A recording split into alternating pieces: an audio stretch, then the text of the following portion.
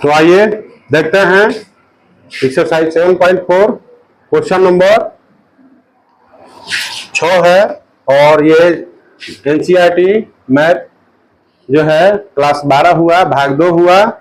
इसको देखते हैं। यहाँ पर फॉर्मूला है 1/a² - x² dx बराबर 1/2a log a + x बटा a - x होता है।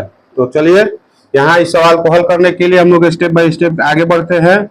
इस सवाल को हल करते समय हम लोग क्या करना होगा, तो जो ऊपर है उसको उसी तरह से रहने दिया जाए x² को, और यहाँ देखा जाए तो हम लोग कर सकते हैं 1 माइनस, जब भी 6 रहे तो हम लोग 3 लिख के स्क्वायर में लाएंगे। क्यों लाएंगे? क्योंकि हमको फॉर्मूला में x² चाहिए, तो इसीलिए 3 गुना करेंगे तब 3 दूनी 6 हो जाएगा। पुनः सवाल वही आ जाएगा। इतना तो आप लोग समझ लिए। आगे देखा जाए, सबसे पहले हम लोग इसमें जो है x³ है मानेंगे। सबसे पहले लेट लिखेंगे। लेट में ध्यान से देखिए क्या होता है, जो x³ है इसको हम लोग क्या मानते हैं, तो t के बराबर मानते हैं। अब इसको हम लोग क्या करते हैं, बोथ साइड्स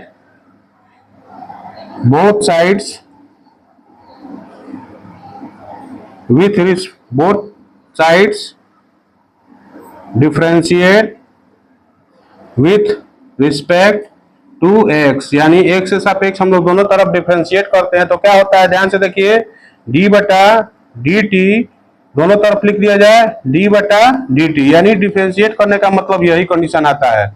और यहाँ x³ है तो यहाँ x³ आप लिख दीजिए। यहाँ भी यानी x के सापेक्ष करना है तो नीचे dx होगा। यहाँ t है तो यहाँ t लिख दीजिए। अब ध्यान से देखिए, इसका भी एक फॉर्मूला होता है। फॉर्मूला क्या होता है, तो ध्यान से देखा जाए, इसका एक फॉर्मूला होता है dx⁴n बटा dx इक्वल टू nx⁴n-1 होता है। इसी फॉर्मूला से इसको हम लोग क्या करेंगे, तो हल करेंगे। यानी देखिए, पावर सबसे पहले क्या होता है, आगे आता है, x लिखा जाता है और पावर में से घटता है। यहाँ क्या हो जाएगा आपके पास, तो dt बटा dx हो जाएगा। यहाँ देखिए तो क्या हो जाएगा, 3x² हो गया। यहाँ 3x² हो गया इक्वल टू dt बटा dx हो गया। और x² याद रखिए कि हम लोग इसको फेंकेंगे तो क्या हो जाएगा, तो 3x² dx equal to dt हो जाएगा। और मान देखिए ध्यान से क्या लाना है हम लोग को, तो x² dx यहाँ है, इसलिए हम लोग x² dx को यहाँ पर क्या करेंगे, रोक लेंगे। यानी x² dx equal to dt by कितना हो जाएगा, तो 3 हो जाएगा। यानी इसी मान को हमको यहाँ का करना है, पुट करना है। तो इस मान को रखा जाए, और ये फॉर्मूला तो आप लोग देख ही चुके हैं। तो मान को रख रहे हैं, ध्यान से देखा जाए, ये मान हमने रख दिया। इसको हम लोग लिख सकते हैं, क्या लिख सकते हैं, तो 1 बटा 1 माइनस x³ का स्क्वायर, और यहाँ x² dx को हम लोग इस तरह से भी लिख सकते हैं। यानी आगे स्टेप में देखा जाए तो हम लोग क्या लिख सकते हैं, यानी 1 बटा 1 माइनस, और x³ का मान हम लोग माने हैं t, उस मान को हम लोग यहाँ रख देंगे। तो क्या हो जाएगा, t का स्क्वायर हो जाएगा। और x² dx का मान देखिए वहां क्या आया हुआ है, तो इंटू dt/3 आया हुआ है। तो इस मान को हम लोग लिख सकते हैं। अब चलिए अगला स्टेप में करना क्या है, तो सबसे पहले हम लोग 1/t, dt/3 का मतलब क्या होता है, 1/3 कांस्टेंट टर्म के रूप में इसको हम लोग बाहर खींच लेते हैं।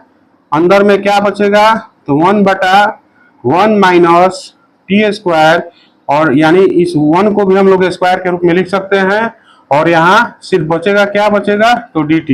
यानी देखिए फॉर्मूला a² - ax² के रूप में आने लगा, तो हम लोग इसको लिख सकते हैं 1/3। और वहां पर देखिए ध्यान से क्या है, 1/2a है। तो ध्यान से देखिए वहां फॉर्मूला में क्या है, तो 1/2a है। तो इस मान को रखा जाए, यानी फॉर्मूला में 1/2a, तो 2 हो गया। और a के मान देखिए क्या है, a की जगह पर 1 है तो 1 रख दीजिए। उसके बाद log है तो log लिख दीजिए। उसके बाद देखिए क्या है, तो 1, यानी कांस्टेंट टर्म 1 है, तो 1 प्लस 1 प्लस, और क्या हो जाएगा, तो 1 प्लस टी, और बटा में 1 माइनस, यहाँ टी है तो 1 माइनस टी हो जाएगा, और ये ब्रैकेट बंद हो जाएगा। जब भी इंटीग्रेशन हटता है तो प्लस सी का टर्म उसमें लग जाता है, तो क्या हो जाएगा, 1/3 हो जाएगा। और ये आपके सामने क्या बचा, तो 1/2 बचा, और लॉग हुआ, और 1 प्लस टी का मान कितना है, तो एक्स क्यूब है, तो एक्स क्यूब रख सकते हैं, और 1 माइनस एक्स क्यूब रख सकते हैं, और ये बंद हो जाएगा कोष्टक, यानी हम लोग, ये तो इसका मान हुआ, ये बंद हो गया, और प्लस सी हो गया। इस बात को आप लोग अच्छी तरह से समझ सकते हैं। तो यही आपका आंसर हुआ। वीडियो को लाइक कीजिए, अपने दोस्तों में शेयर कीजिए, और चैनल को सब्सक्राइब कीजिए।